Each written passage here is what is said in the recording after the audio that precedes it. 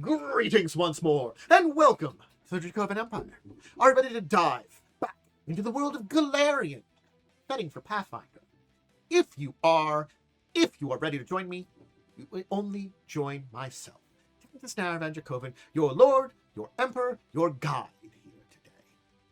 I will lead you to Golarion through my portal through time, space, and dimensions.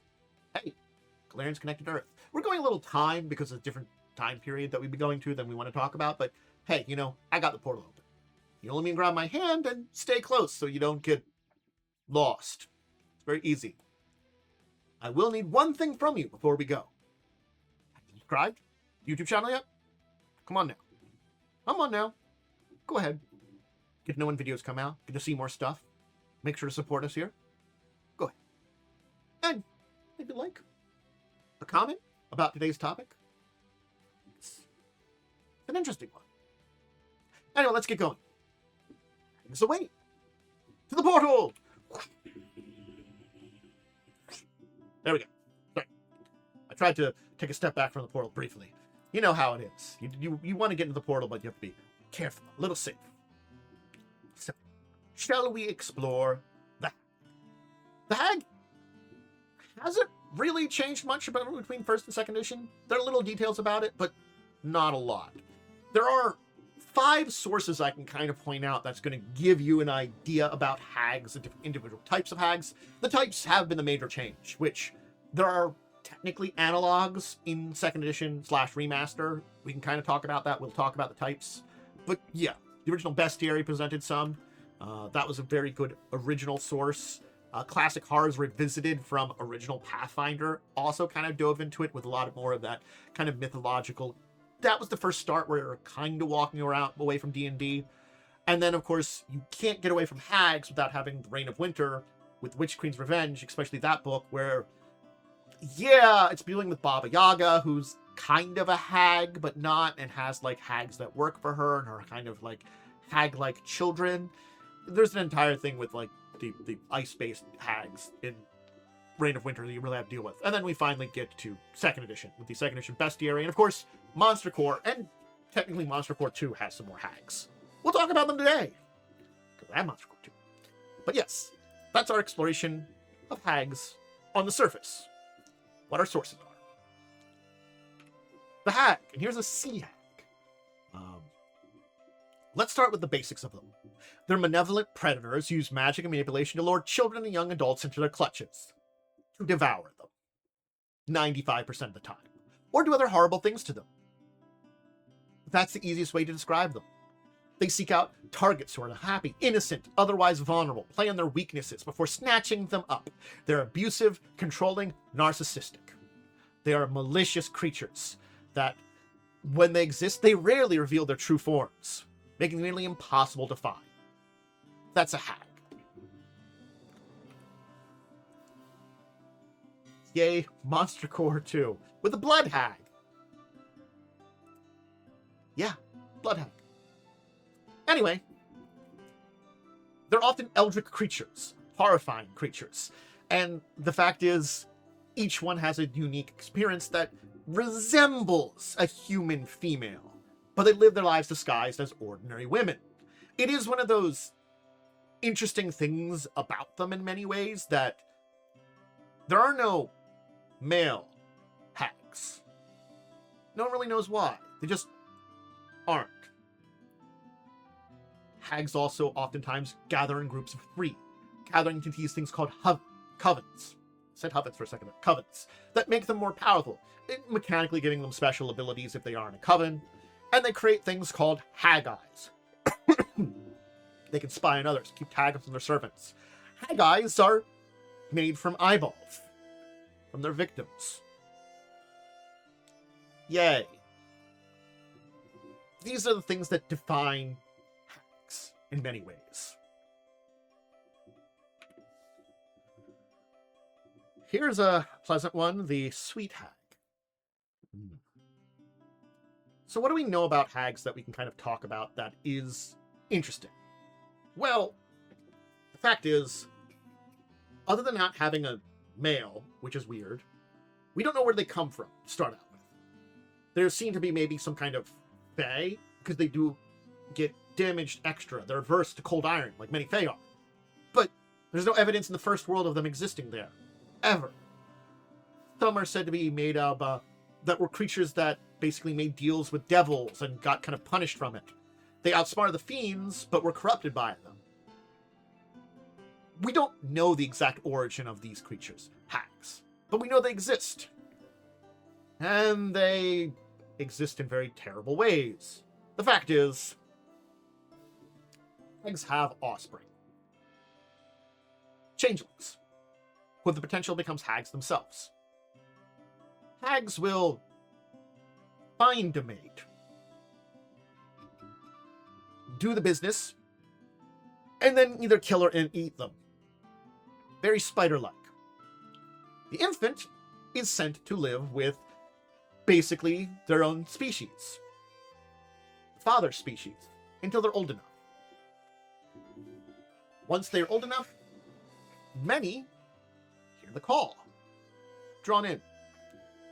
I do have a video on changelings if you want to kind of look into this part about it, but the sheer fact is that the call is stronger with female changelings, but both male and female can hear it, be drawn into their hag mother, and eventually be transformed into a hag.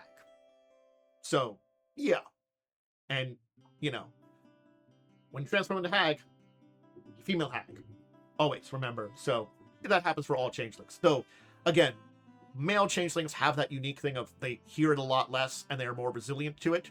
It's one of those things that gives changelings a bad name because, like, you always hear about the ones that, unfortunately, the female ones becoming hags, and also makes it think that, like, there are no male changelings a lot of ways, that females are only, but no, there are males. It's just that, like, it's not that they can't transform into hags themselves, they're just less likely to.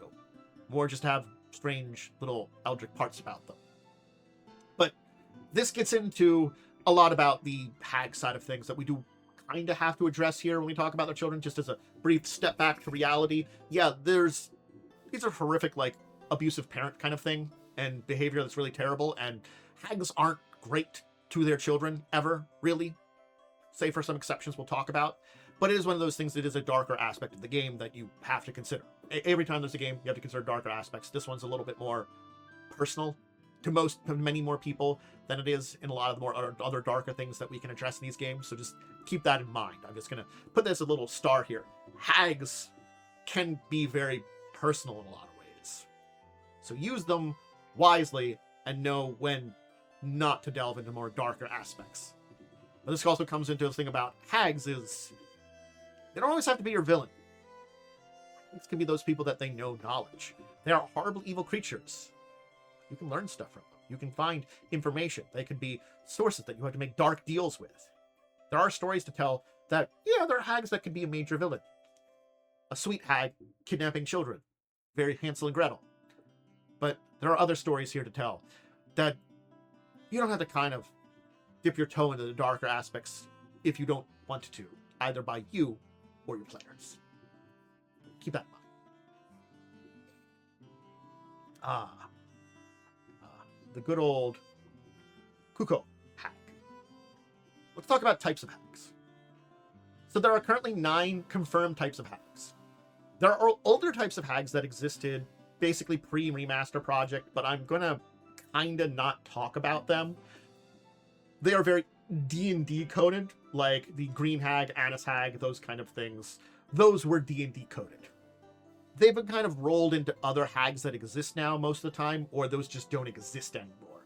Because again, remaster project, we got rid of the D&D out of stuff.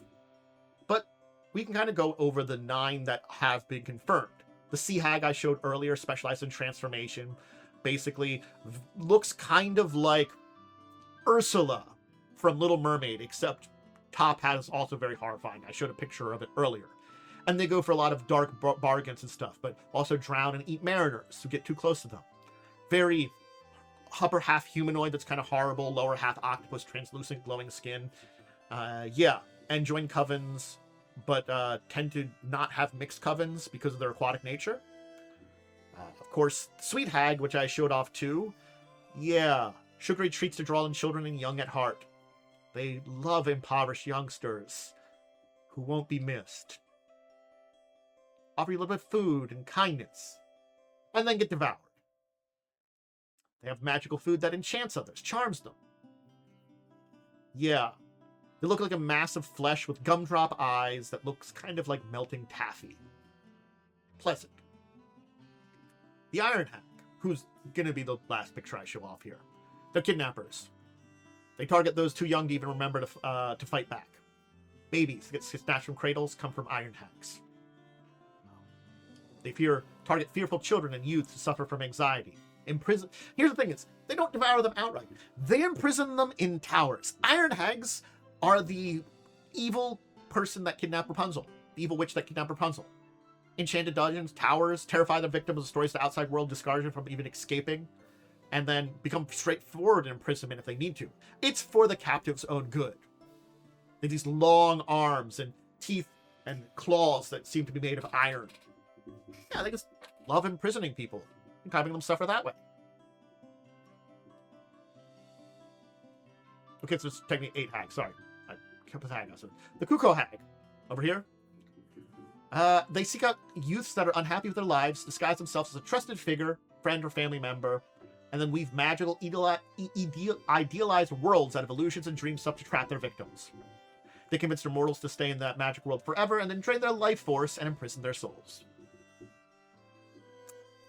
Their skin looks like cracked pale, like a porcelain doll, long neck and hands. Yeah. Monster Core 2 introduced 4 new ones: Storm Hag, Winter Hag, Blood Hag, and Moon Hag. All really interesting. Storm Hags are technically the nicest hag you can meet. Kinda. They are a personification of the storm. They're outcasts that go to islands, have personal havens, will control local inhabitants with threats. But being that kind of personification of storm rage is justified by the fact that storm hags actually care for their offspring. Yeah. Both ones that they adopt and by birth. But granted, it's not an easy life if you are the child of a storm hag, because they've got a really bad temper towards others. They're still not great. Still storm hag. But yeah, of the hags you can have as a mother or be connected with, storm hag's not that bad. They at least try to love you. They look like an older humanoid woman with storm-tossed white hair, lightning-bright eyes, and blue skin. And only when they're in a rage, they reveal their true form. Winter hags. I'm looking at you, connections with Irison and good old up north with Baba Yaga. Yeah. Looking at you. So, we can talk about them a little bit. I'll take a drink. Anyway. Yes. So. They're icy as their demeanor. They have no mortal warmth. They see emotion as a weakness and display of it in any form. They seek the same from their wards and thralls. And despite an uncaring nature, they seek companionship. Basically, they beckon those left bitter in the world, or stark, or drawn to stark and frigid beauty. They kind of bring them in, and they punish those that, magical alterations, occasional punishment turns those unfortunate into perfect vassals of their court. Some can actually claim that they can be swayed by music, and they appear as a statuesque woman carved perfectly of ice and snow. Blood hags are awful. I'm gonna butcher the name of this one here. Sukiants? Suckiants? I'm really butchering this notes. Sukiants, I believe, is how they pronounced also as another name for a blood hag. They infiltrate communities in the guise of a young innocent. They were the skin of their previous victims. Yeah, that picture of the blood hag, it was wearing someone's skin. During the day, it's a perfect disguise, but at night, they shed their skin and hide in a safe place, stalking the night to drink the blood that sustains them. They're able to travel in the form of a ball of fire, slip through keyholes and cracks in the blood's windows, and they feed on their victims before returning home to don their sullen skins. Yeah. They, kick them skins. wear them. Gross. And then we've got moon hags, which are soothsayers who want to bring chaos and misery. They target people that are fearful, ambitious, easy to manipulate, and they can have them destroy families, trigger wars, ruin nations. They have chalk white skin, blackened lift, and glowing eyes, and are oftentimes in Golarion harbingers for dark gods, Grotus, others, any kind of cosmic force that brings the end of existence. Yeah. It's a good place to talk about on Golarion, and in the universe as we know them. Because the sheer fact is, yeah. There are a lot of known hags. Now, I will tell you, taking a step back, there's the Iron Hag, where the known hags are major. There's one that operates the witch market. There's one that was a foe of the Pathfinder Society in Haojin. Used to be a night hag, but I don't know what it is now. There's a hag in Chelix Hagwood, a Varisian sea hag. Sea hags still technically exist, so that's an easy one to say. There was a hag who briefly gained control of Galt's Red Revolution, and a hag that is in the lands of the Norm Kings, and one that also is a lich in Miavan. Yeah, that's a pleasant one there. I'm also a lich. Yep. Hag lich. These are all major players, and the sheer fact is, hags are a part of Golarion. You're not getting away from them. They're terrible beings that, are malevolent, evil, and prey on people. I guess that's where I can kind of transition to just finishing talking about them, because as much as I can talk about on a Golarion, because there are so many in so many different places and so many infamous stories about them, yeah. And that's where hags kind of become this interesting thing. Because certainly speaking, they can be a villain of a story. But most likely, a lot of times, most of them tend not to be. They tend to be antagonists in a story, or things that you have to deal with in some kind of way. And they are horrible, evil. Doesn't mean you can't bargain with them. And you can see things like the Storm Hag probably could be dealt with a lot easier than some of the others. You could make a deal with the Winter Hag. You could make a deal with plenty of these. I wouldn't make a deal with the Blood Hag or the Moon Hag, probably. And, I gotta be honest, some of the ones from Mandracore 1 aren't great, too. But, yeah. But, Sweet Hag. But an Iron Hag? A Sea Hag? Some of these you could find information from. Heck, maybe that Sweet Hag knows some information about some kind of Eldritch thing. And you just have to kind of hold your breath about the, sweets it's cooking. You know it's not going to use something good for those sweets. But yeah, hags are just creatures meant to be awful. They're meant to be at this place of a darkness in the realm of Golarion, in any realm that you put them in. And they are as corrupted as their forms. That's the idea about them. They are corrupted creatures. They are fairytale creatures, though. They are the witch in the woods in Hansel and Gretel. They're the witch that kidnaps Rapunzel as a baby. That's what hags are. Fairytale monsters. For better or worse. So But they also can be those the wise ladies that Macbeth consulted in his tale, or various stories of those that connect up with wise women that may be a little too strange or in the woods or something like that. Could just be a witch too, but could also be a hag. And again, all hags aren't great, but they're all not the most awful. Depends on the type of hags.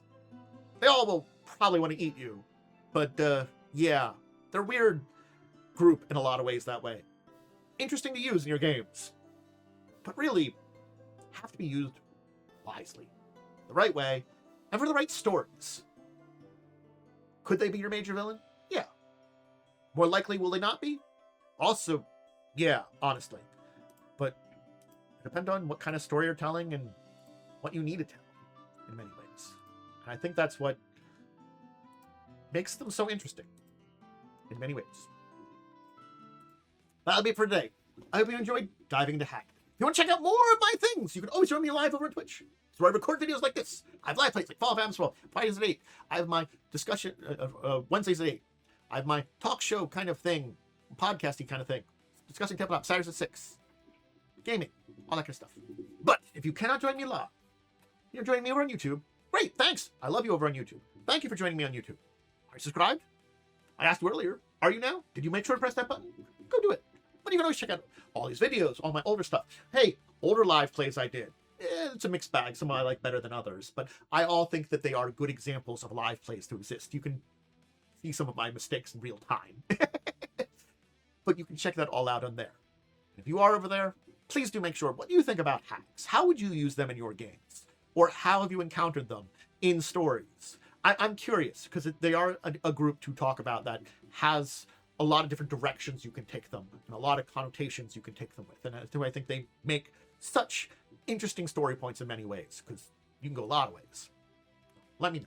Anyway, make sure to check out my social media for updates. Discord's the best one. Kind of schedules, updates, all that kind of stuff. And the next time we dive into the world of Golarion and talk about another group like Hags or something else, or another tabletop world, I bid all of you out there a deep and wonderful farewell.